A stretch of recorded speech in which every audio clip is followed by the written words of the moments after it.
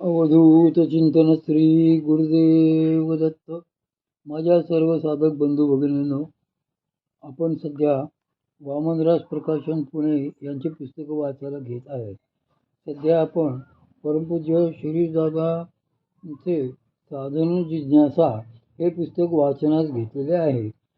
ज्या साधकांना बरेच प्रश्न पडतात त्यांनी हे पुस्तक वाचावे, म्हणजे सगळं त्यांचे शंका समाधान होईल, असं हे सुंदर पुस्तक वाचनास घेत आहे.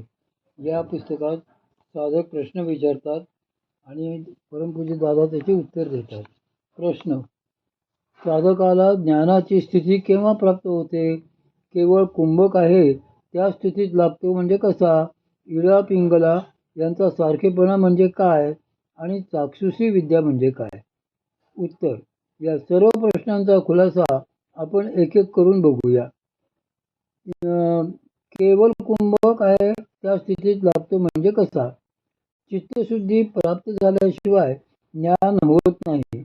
आपण साधनेला बसतो तेव्हा तीच प्रक्रिया आतून सुरू असते. आतूनच जागृत भगवती एक एक वासना शुद्ध करीत असते.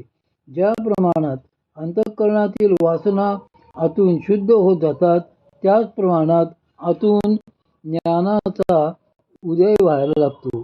सुरुवातीला जेव्हा वासना थोड्या प्रमाणात शुद्ध झालेल्या असतात, तेव्हा अगदी अल्प सारासार विचाररूप ज्ञानाचा उदय होत असतो. त्यालाच आपण विवेक म्हणतो. मग एखादी गोष्ट करावी की करू नये याचा विचारही आतून सुचू लागतो. तो विवेक हळूहळू वाढत गेला म्हणजे वैराग्याच्या आधाराने हळूहळू ज्ञानाचाही उदय होत जातो. अंतःकरण जेव्हा पूर्णपणे शुद्ध होते तेव्हा ते ज्ञान परिपूर्ण होऊन आतून प्रगट होते. जीव ब्रह्मैक्य अनुभवाला येणे याचाच अर्थ आहे ज्ञान होणे. आपली अशी एक कल्पना असते की पुस्तकांमध्ये जे छापलेले आहे ते छान, ते ज्ञान, आणि एखाद्याला ज्ञान झाले तर त्याला कुठल्याही पुस्तकात छापलेले काहीही कळले पाहिजे, ही अगदीच खुळचट कल्पना आहे. ज्ञान याचाच अर्थ जीवन ब्रह्मैक्य अनुभूती येणे. ती आल्यानंतर आतून जी ज्ञानदृष्टी प्राप्त होते, त्या दृष्टीमुळे साधकाचा ज्ञानाच्या कुठल्याही शाखेत अनिर्बंध प्रवेश होऊ शकतो. त्याने एखादे शास्त्र जरी ऐकले असेल तरी बुद्धी तेथे जाता क्षणी त्याला तेही उलगडते. असा ज्ञान होण्याचा खरा अर्थ आहे. आम्हाला ज्ञान कधी होईल असे जेव्हा आपण म्हणतो तेव्हा त्याचा अर्थ आपण असाच धरलेला असतो की ज्या क्षणी ते ज्ञान होईल त्याच क्षणी आपल्या तोंडातून घडाघडा शास्त्रे वेदच प्रगटतील, किंवा कुठल्याही पुस्तकाला केवळ स्पर्श करायचा अवकाश की ते आपणास लगेच समजेल.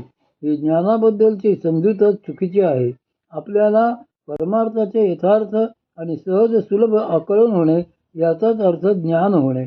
विचार केला तर तुमच्या लक्षात येईल की साधनेपूर्वी म्हणजे दीक्षा घेण्यापूर्वी आपण परमार्थातले जे काही वाचलेले होते ते त्या प्रमाणात कळले होते, त्यापेक्षा दीक्षेनंतर ते कळण्याचे प्रमाण वाढलेले असते. ते प्रमाण का वाढते? तर आपली बुद्धी तेवढीच त्याच प्रमाणात साधनेने शुद्ध झालेली असते.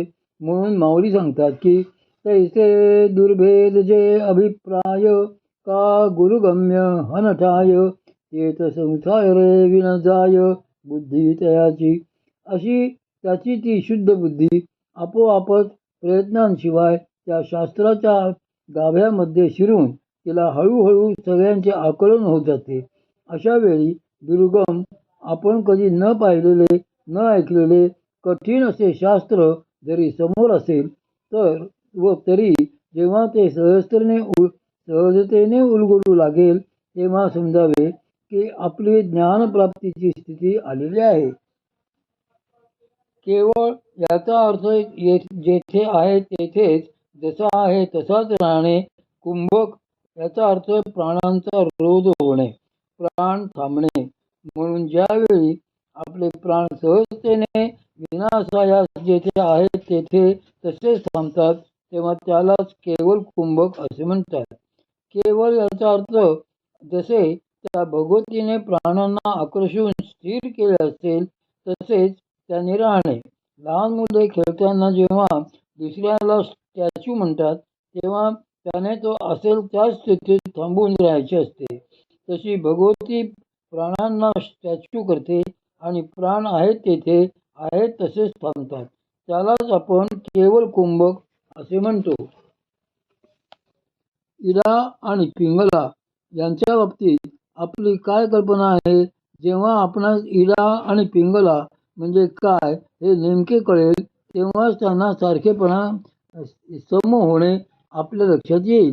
योगशास्त्रामध्ये असे सांगितले आहे की आपल्या शरीरात ज्या सगळ्या प्राणवाहक नाड्या आहेत त्यांच्यातल्या जेवढ्या डाव्या बाजूच्या नाड्या आहेत त्या सगळ्या नाड्यांना इराच म्हणतात आणि उजव्या बाजूच्या सगळ्या नाड्यांचा पिंगला असे म्हणतात. जेव्हा इरा पिंगलामधील प्राणप्रवाह थांबतात ते सरळ होतात तेव्हाच आपण सुषुम्ना सुरू झाली असे म्हणतो. इरा चालते याचा अर्थ डाव्या बाजूने प्राण चालतात आणि पिंगला चालते म्हणजे उजव्या बाजूने प्राण चालतात. पण सुषुम्ना चालते म्हणजे प्राण सरळ होऊन मधूनच वाहतात. इरा याचा अर्थ वास आवर्त आणि पिंगला याचा अर्थ दक्षिण आवर्त. प्राण जेव्हा शरीरात डाव्या बाजूने गिरकी घेत फिरत असतात तेव्हा ते इराचाही असतात आणि उजव्या बाजूने फिरकी घेतात तेव्हा त्यांना पिंगला वाई म्हणतात. पिंगलेतून वाहणारे म्हणतात. जेव्हा प्राण आपली ही वक्रगती सोडतात वाकडेपणा सोडून सरळ होतात तेव्हा ते सुषुम्नेत शिरतात असे आपण म्हणतो. प्राण सरळ झाले याचाच अर्थ ते सुषुम्नेत आले. आता लक्षात येईल की इरा पिंगला सम होतात म्हणजे चक्रगती सोडून प्राण प्रवाह सरळ होतात. याला प्राण सम झाले, नाड्या सम झाल्या असे म्हणतात. म्हणजेच प्राण सुषुम्नेत जायला लागले असा त्याचा अर्थ असतो. म्हणून साधनेत जोपर्यंत डाव्या बाजूने शरीरात फिरणारे प्राण कार्यरत असतात तोपर्यंत डाव्या नाकपुडीतून श्वास जाणवेल. तेच उजव्या बाजूने सुरू झाले तर उजव्या नाकपुडीतून श्वास जाणवेल. पण जेव्हा भगवती त्यांची गती मोडते तेव्हा त्यांचे भिन्नत्वही ती मोडू लागते. म्हणूनच माऊलींनी शब्द घातले आहेत की मार्ग सोडती नाडीचे नवविधपण वायूचे जाय म्हणून शरीराचे धर्म नाही. त्यावेळी या वायूच्या वेगवेगळ्या गती हरपतात आणि वायू सरळ होतो. प्राण शक्तिमय होतो. म्हणून आपले श्वास इकडे तिकडे न फिरता दोन्ही नाकपुड्यातून एकदम आत येतात किंवा बाहेर जातात. याचा अर्थ असा की त्यांची सुषुम्ना गती सुरू झाली. वास्तविक पाहता श्वास आणि उच्छ्वास यांना देखील प्राण व अपान असेच म्हणतात. श्वास आत घेणे याला प्राण आणि श्वास बाहेर सोडणे याला अपान असे म्हणतात.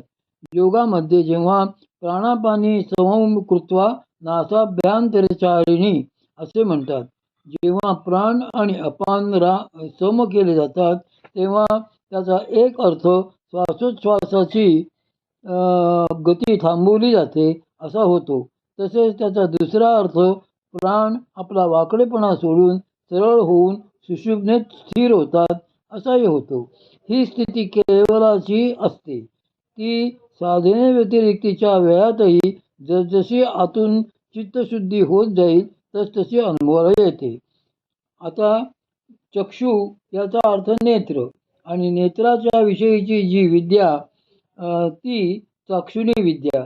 या चाक्षुणी विद्येबद्दल काही मंत्र उपनिषदात, काही मंत्र वेदांमध्ये तर काही मंत्र पुराणात तसेच तंत्रशास्त्रातही आहेत. त्या मंत्रांच्या विशिष्ट जपाने डोळ्यांवर दृष्टीवर चांगला परिणाम होऊन दृष्टी सुधारते. न तस्या क्षीरोगो भवती. चाक्षुषोपनिषदाची फलश्रुती अशी दिलेली आहे की जो चाक्षुपनिषदाचा नित्यपाठ करेल त्याच्या घराण्यात कोणीही अंध जन्माला येणार नाही. न तस्य कुले अंधो भवती. याच उपनिषदाला नेत्रोपनिषद असे म्हणतात. अक्षुपनिषदातही असेच म्हटले आहे की न तस्य कुलेब्धो भवती म्हणूनच नेत्रांचे आरोग्य सुधारण्याची जी विद्या तीच चाक्षुषी विद्या म्हटली जाते. तंत्रशास्त्रात हीच ज्योतिष्यती विद्या म्हणून ओळखली जाते. ही झाली स्थूल चाक्षुषी विद्या. परमार्थात श्री दत्त संप्रदायात किंवा नाथ संप्रदायात जिला चाक्षुषी विद्या म्हणून ओळखतात तिचा अर्थ मात्र भिन्न आहे. नेत्राद्वारे कृपा करणे, शक्तिपात करणे यालाच या संप्रदायात चाक्षुषी विद्या असे म्हणतात. जे महात्मे अखंड द्वादशात स्थितीत असतात तेच या विद्येत निष्णात होऊ शकतात. सहस्रार ओलांडून त्याच्या वरती 12 अंगुले ज्याचा जीव व शक्ती एकत्र होऊन स्थिर राहतात त्याला द्वादशात स्थिती प्राप्त झाली असे म्हणतात. असे महात्मे अत्यंत दुर्मिळ असतात आणि तेच महात्मे केवळ नेत्राद्वारे संकल्पाशिवायच स्वबलपूर्वक शक्तिपात करू शकतात. परमपूज्य श्री मामा तर नेहमी सांगायचे की आम्ही जे देतो ते दृष्टीनेच देतो. ते या चाक्षुषी विद्येचा अवलंब करीत. त्यांच्या बहुतेक दीक्षा नेत्र दीक्षा